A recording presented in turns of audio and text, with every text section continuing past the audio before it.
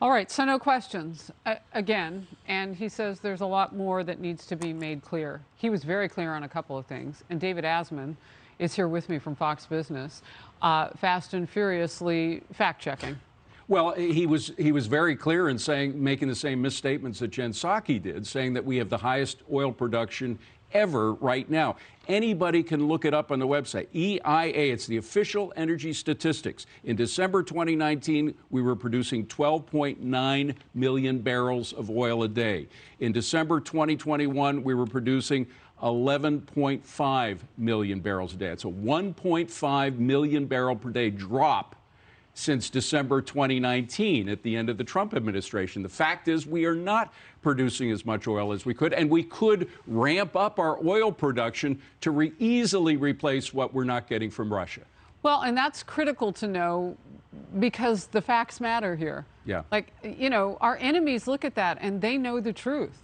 Venezuela knows, oh my goodness, we can do a little bit of a jig today because America's going to buy some oil from us. I don't know, maybe Iran's thinking the same thing. Well, and look, the Saudis are over there. They're listening to the president get ready to beg for more release from OPEC. And what are the Chinese thinking? I think the Chinese are thinking, oh boy, we get to sneak in some Russian oil because we can go under the radar, get the oil in there at a discount. While Americans are spending a fortune more on oil, we get oil cheaper here by dealing with the Russians. All right, Peter Doocy, correspondent, often in those briefings, as we know, asking those questions. So as he was talking, the president, Peter sent this out. The White House has said we don't have strategic interest in cutting off Russian oil. I know where he's going here, but I want to give you a couple of examples. Today is the 8th. Okay. So the 3rd, okay, Jen Psaki, White House press secretary, said, we don't have a strategic interest in reducing the global supply of energy, and that would raise prices at the gas pump for the American people. On the 2nd, we don't have a strategic interest in reducing the global supply of energy. That was the deputy press secretary. Also, our objective is to ensure that there is the greatest economic pain on Russia and not on the Russian people, but on President Putin, and to minimize the impact on the American people. So they have said time and time again, what changed? It could not have been the horrible images and realities of death and war, because those have been going on for 13 days. What do you think was the calculus to get the president to this point today? Because of the fact that they're blaming the price increases on Russia. All of the price increases, as I mentioned before, in December, long before the invasion actually took place. It was a very political calculation, I think, on their part. You listen to what Jen Psaki said. She's blaming Russia, the Russian invasion, on the gas price increases. You go back to November of 2020 and look at gas prices right during the election in November of 2020. Gas prices, average gas prices, were $2.11 a gallon. Now, yes, that was during the pandemic and prices went down because people weren't traveling as much. But you go back to right before the pandemic, 2019, prices never got above $3 a gallon. As soon as Biden came into office, prices spiked, not only at the gas pump, but also oil prices spiked,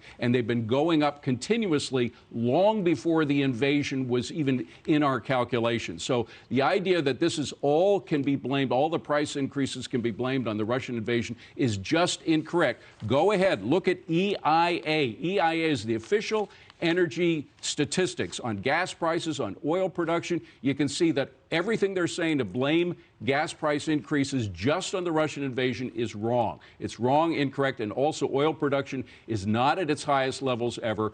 It was much higher in December 2019 than it is now. All right, we're taking a look, obviously, and we can take that picture up on screen of Air Force One. The president said he was getting ready to head to Texas. He's going to Naval Air Station, Joint Reserve Base Fort Worth, to meet with the Secretary of Veterans Affairs. He'll talk about VA health care and Texas. What role does Texas play in oil? Pretty big role. Yeah, I wonder if he'll talk about oil. Bigger role. But again, it's just these oil companies are right now. You saw the president put the squeeze on them, saying it's all their fault. All their fault. You think he just said price controls are coming? Because that would hurt. The bottom line is, when you hear the president talk about price gouging by oil companies, what's the next step for a politician who doesn't understand how markets work? It's price controls. Price controls, one thing that's always true about price controls, they lead to shortages. Private companies will not produce something at a loss because otherwise they lose money. If we have more shortages than we have those long gas lines that we had during the oil embargo in 1970s, where you also had price controls. We're going to see not only higher prices, but long, long lines to get gasoline. Look, a lot of people wanted to see the president do what he did today a week ago. Whenever he does it, we'll feel it. And what you're saying is let the market shake it out on their own without him putting his thumb on the scale. Drill here, drill here, drill here. Very simple. David Asman, Fox Business. Thank you very much. Absolutely.